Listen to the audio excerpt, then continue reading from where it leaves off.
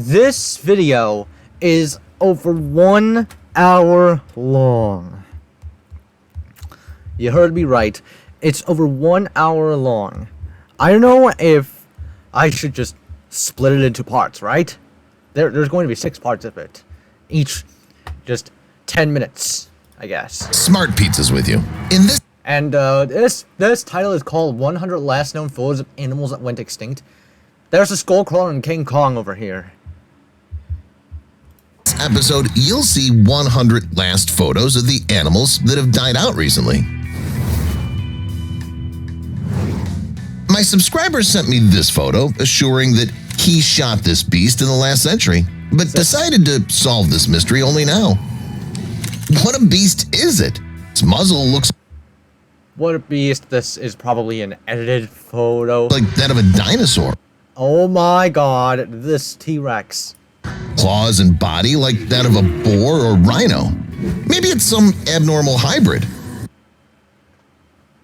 Write your opinion in the comments. Gigantopithecus. Being big is very... Just casually showing King Kong. Gigantopithecus is more like a giant orangutan. Just show an orangutan. That would have been better. very comfortable. You can eat whatever you want, walk wherever you like. In general, you'll not have any problems and worries at all. A huge number of ancient animals followed this path, and our ancestor, the largest primate in history, Our ancestor. I don't think Gigantopithecus is our ancestor. I think our ancestors consist of stuff like the Australopithecus. Gigantopithecus was no exception. To make you realize how big it was, take a look at this last picture. This is most probably edited. After which, none of people has ever been able to capture these creatures. It was probably the last encounter between man and Gigantopithecus in history. I wonder how the creature didn't show any aggression at all and held back. Because that is meant to be a King Kong recreation, right? Man is so tiny in comparison with it, isn't he? Let's compare Gigantopithecus to other creatures. For example, it weighed as much as 3 gorillas. Can you imagine that? Gigantopithecus also had a jaw perfectly sharpened for chewing tough stems. It was this nuance that turned Gigantopithecus into a walking bamboo processing factory. And thanks to the size, a pack of hungry giants.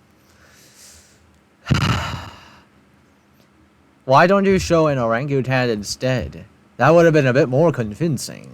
Instead of just showing a gorilla like the Gigantopithecus is depicted as in the mainstream. Giant primates easily took food from other fans of eating high and tough grass, pandas. However, do not think that pandas and other animals united to take revenge on Gigantopithecus. Not at all. The colossal primate probably disappeared from the face of the earth due to its gigantic size and dietary preferences. Unlike pandas and gorillas, Gigantopithecus had to eat more frequently and for longer periods of time. This led to a slower metabolism, a potential killer in the unstable world of the Pleistocene era. In addition, their weight prevented them from climbing trees, so they had to eat only food from the ground. As you can imagine, that wasn't enough. When you write, your tone influences how readers respond. With Grammarly, just highlight your text and Big Gertie. Next, I will just show King Kong once again. not talk about such an ancient creature as Gigantopithecus, but it's definitely worth your attention. I'm talking about a rhino, but not a simple one, but the biggest one in history. None of the people have ever encountered larger individuals in their lives. This is meant to be the woolly rhino, right? This legendary event No, this is not woolly rhino, but okay, this is a bit... took place in 1950 Is this supposed to be 2 rhinos or just 1? in Amboseli National Park, There's 2. one of the most visited in Kenya, where the famous Mount Kilimanjaro is located. Surprisingly, until 2 years ago, this very place was considered popular with hunters, and ordinary people zealously protested against this outrage. Their requests were heard. The place was protected, and the rhinos, along with other animals, have not ceased to be in a trusting relationship with us. They were not used to us, which is why they were not afraid of people at all, and even let them get close to them. This is most definitely a movie clip. This peculiarity helped people to make this interesting picture of the largest rhino in history. Largest rhino in history. No, that already went extinct. Rhinos are generally very large, but even so, Gertie stood out from the crowd with her. Gertie. The only thing I found was Gertie is Gertie the dinosaur, and just a cartoon character, an image of a cartoon character. Incredible size.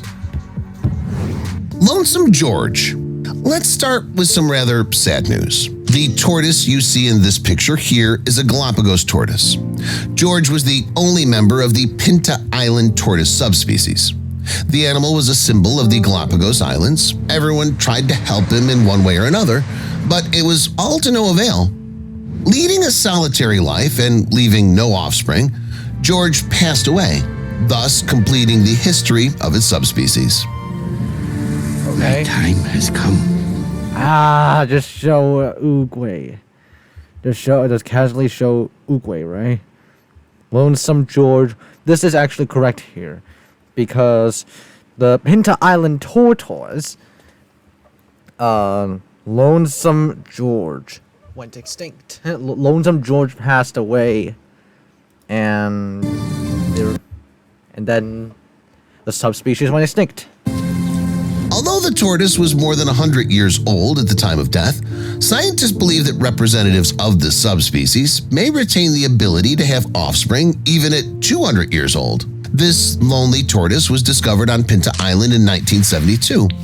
The animal was named after an American actor, and people decided the tortoise to get married with other tortoise. Was that supposed to be Lonesome George, or is that another tortoise? But not everything turned out to be successful. At one time, scientists believed that George was not capable of reproduction at all, but this was not the case. The loner was guarded as best as they could. They pleased him in every possible way and waited for offspring from him, but 40 years of such a life came to an end, and the animal died in the status of a bachelor. But the procreation was so close, and it was necessary, not just for fun. Studying the genes of George and his relatives, scientists have come to the conclusion that their genome holds the key to lengthening our life and even immortality. In addition, tortoises are known for their resistance to cancer. I hope the researchers will still find a representative similar to Giant George and resurrect the subspecies.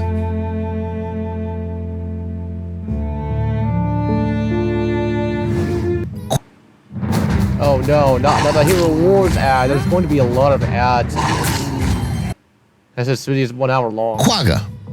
I'm sure that almost Quagga. none of you have ever heard of this beautiful and interesting zebra in your life. I've heard of it. And you should have heard about it. Known for its unique facial expression and striped coloration, the quagga was endemic to South Africa. In the 19th century, it was distributed over vast areas, but its population began to decline dramatically due to hunting and habitat loss because of population expansion. The last wild quagga passed away in 1878, and the last quagga in principle died at the Amsterdam Zoo in 1883. Unfortunately, quaggas were not properly studied before they disappeared. There are only a few pictures and a couple of preserved skins, but this is not enough to fully reconstruct the image of this animal. However, thanks to modern technology, genetic work has been done which has shown that the quagga is a subspecies of the Burchell's zebra and can be preserved by restoring the population. Burchell's zebra, aka the Plains zebra, is the most common and geographically widespread species of zebra. By the way, do you know why the zebra was named that? It's because of the distinctive and amusing sound it makes. The alarming cry was very reminiscent of the word quag, which is why the animal was named so. But there are also mysteries that humans have not yet solved. For example, the coloration of the quagga. It's known that these stripes of zebras help individuals to merge into the dazzle, which makes it difficult for predators to hunt them. Also, in modern zebras, the number and distinctness of stripes decreases depending on the geographic location of the population. For example, southern animals and inhabitants of more arid territories have fewer stripes. Over time, evidence has emerged that striped coloration effectively scares away horseflies and gadflies. But this begs the question, after all, quaggas lived in the south. I would even say we're the southernmost zebras. So why did they need such a clear and bright coloration? According to the hypothesis, such coloration played an important role in social life. In mixed dazzles, when fleeing from predators, different subspecies stayed with their congeners. Carolina parakeet. This feathered creature could survive in the snows of North America, but ironically was exterminated by simple American farmers. The parrot lived And you showed guns. Those are supposed to be hunters and not farmers. Maybe farmers had the guns? the southeastern coast of North America and even in the central and northern United States. With its thick plumage and advanced food-finding skills, the Carolina parakeet had no need to migrate in the winter. It seemed that this species could live forever, but in the 18th century, trouble came from where no one expected it. One day, a flock of Carolina parakeets flew into the center of the city and seriously disturbed the locals with their noise. They scared everyone so much that many people took this behavior as the beginning of the apocalypse or something equally horrible. However, nothing bad happened. For humans, This is supposed to be a movie thing, right? parakeets, on the other hand, became the main object of hunting, and people began to shoot the birds. Besides superstition, there were many. It's such an unfortunate fate for those Carolina parakeets, man. They didn't deserve this. Other reasons for the extermination. Farmers hunted the parrots because they were ruining their plantations. And clothing manufacturers did it for feathers, for hats, which were fashionable at the time. Some, of course, did not follow the trend and continued to care for these cute creatures, but it was something very rare. This is definitely not a clip here.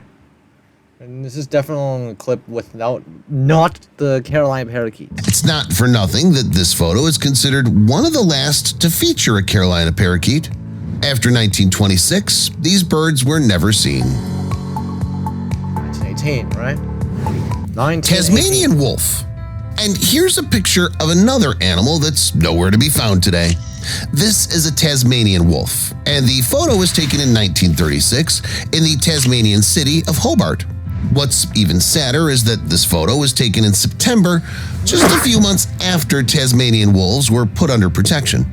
However, no sooner had people taken meaningful steps than the last member of the species followed its congeners to the Is this artificially colored?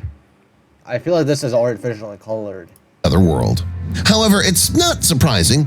Fearing the formidable local predator that allegedly threatened livestock, the Tasmanian government declared a merciless war on the thylacine, as the Tasmanian wolf was also known. Hunters who provided the heads of killed animals as evidence were given bonuses. Beginning in the 19th century, they were perceived as a threat to the livestock of farmers, and bounty hunting was introduced. And then, so basically, the thylacine, like a lot of animals here, a lot of more modern animals, not the Gigantopithecus, by the way, they were all hunted to death by humans.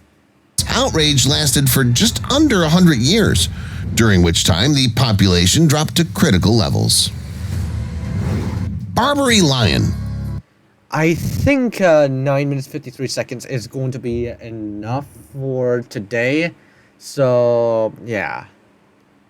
Thank you guys for watching. I hope you enjoyed it. See you all next time.